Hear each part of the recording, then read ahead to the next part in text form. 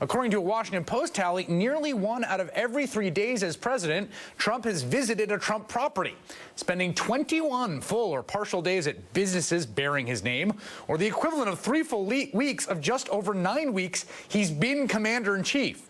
This raises red flags for a number of reasons. The trips implicitly serve, of course, as promotion for the Trump Organization, which Trump is still profiting from, even though he's delegated management to his sons.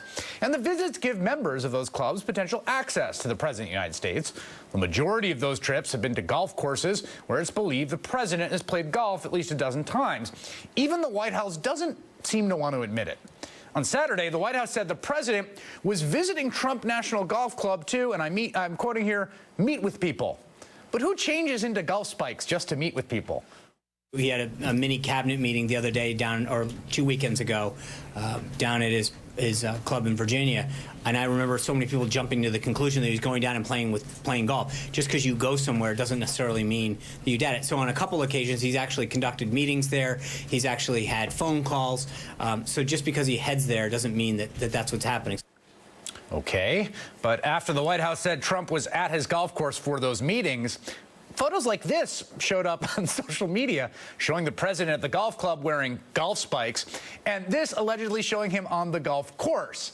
The president spent 4.5 hours at the golf club that day, which is roughly the time it takes to play 18 holes. But it wasn't until the following day that Bloomberg learned from club members Trump golfed 18 holes yesterday on the championship course here with a club pro and a club member. For the record, the president has made 14 trips to his own golf courses in the 9 weeks since inauguration.